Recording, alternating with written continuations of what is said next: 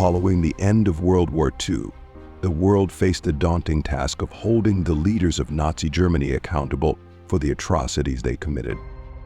The Nuremberg trials, held from 1945 to 1949, were a series of military tribunals that prosecuted prominent members of the Third Reich for war crimes, crimes against humanity, and genocide. These trials marked the first time in history that an international court was convened to prosecute crimes of such magnitude, setting a precedent for international law and justice. This narrative explores the events leading up to the trials, the key figures involved, and the lasting impact of the Nuremberg trials on the global legal landscape. The devastation of World War II left Europe in ruins and the world reeling from the horrors of the Holocaust and other wartime atrocities committed by Nazi Germany. As Allied forces liberated concentration camps and occupied German territory, they uncovered overwhelming evidence of systematic genocide, forced labor, and other brutal crimes against millions of people. The Allies, comprising the United States, the Soviet Union, the United Kingdom, and France, agreed that the leaders of the Nazi regime should be brought to justice for their actions. The decision to hold an international tribunal was made during the Yalta Conference in February 1945 and was solidified in August of that year with the signing of the London Charter, which established the International Military Tribunal, IMT, and outlined the legal framework for the trials. Nuremberg, a city in Germany known for its symbolic connection to the Nazi Party, was chosen as the site for the trials. The Palace of Justice, one of the few buildings left intact in the war-ravaged city, served as the courtroom where the most significant war crimes trials in history would take place. The Nuremberg trials faced numerous challenges from the outset. Legally, there was no established precedent for prosecuting a government for crimes against humanity or genocide. The London Charter defined new categories of crimes: crimes against peace, war crimes, and crimes against humanity, that would be used to hold Nazi leaders accountable. This legal innovation was groundbreaking but also controversial, as some critics argued it amounted to victor's justice. Logistically, the trials involved coordinating the efforts of the four major Allied powers, each of which had its own legal traditions and priorities.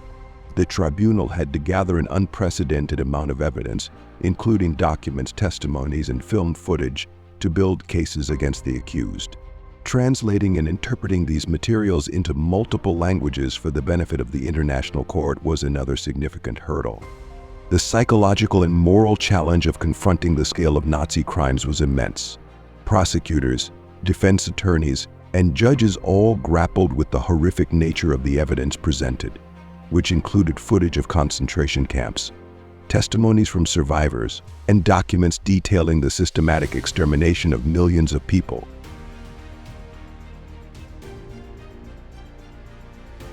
The first and most famous of the Nuremberg trials was the Major War Criminals Trial, which lasted from November 20th, 1945 to October 1st, 1946. 24 high-ranking Nazi officials were indicted, including Hermann Göring, former head of the Luftwaffe, Rudolf Hess, Hitler's deputy, Joachim Thyssen-Bentrop, former foreign minister, and Albert Speer, the armaments minister. The defendants faced charges of conspiracy to commit crimes against peace, planning, and waging wars of aggression, war crimes, and crimes against humanity. The chief prosecutor for the United States, Supreme Court Justice Robert H. Jackson, delivered a powerful opening statement, asserting that the trials were not just about retribution, but establishing a historical record and setting a legal precedent. Jackson described the proceedings as the greatest tribute that power has ever paid to reason.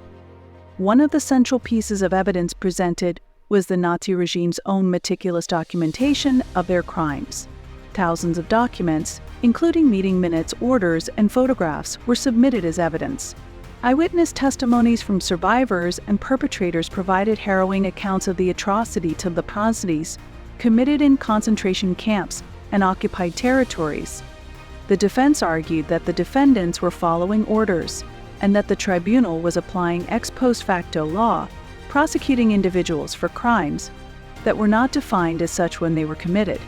However, the tribunal rejected these defenses, establishing the principle that individuals could be held accountable for crimes against humanity, regardless of orders from a higher authority. The verdicts, delivered on October 1, 1946, resulted in 12 death sentences, 3 life sentences, 4 long-term imprisonments, and 3 acquittals. Hermann Göring, the highest-ranking Nazi official on trial, was sentenced to death but committed suicide the night before his scheduled execution. The Nuremberg trials had a profound impact on international law and the post-war order. They established the precedent that heads of state and military leaders could be held criminally responsible for crimes committed under their leadership. The concept of crimes against humanity was codified, laying the groundwork for future prosecutions of genocide and other atrocities. The trials also marked the beginning of modern international criminal law, leading to the development of subsequent international courts, including the International Criminal Tribunal for the former Yugoslavia, ICTY, the International Criminal Tribunal for Rwanda, ACTR, and eventually the International Criminal Court, ICC. In addition to the major war criminals trial, there were 12 subsequent Nuremberg trials held between 1946 and 1949. These trials focused on various groups within the Nazi regime, including doctors who conducted inhumane medical experiments, industrialists who used forced labor, and members of the SS Gestapo and Gestapo. These trials further expanded the legal principles established during the first trial and held additional perpetrators accountable. The legacy of the Nuremberg trials is complex. While they set important legal precedents, they also faced criticism.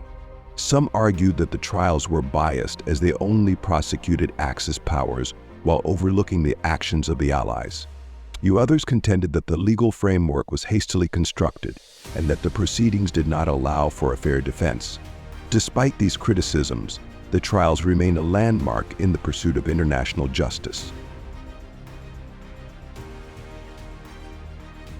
The Nuremberg trials were a watershed moment in the history of international law and human rights. They established the principle that individuals, regardless of rank or position, could be held accountable for atrocities committed during times of war. The trials laid the foundation for modern international criminal justice and set a precedent for the prosecution of war crimes and crimes against humanity.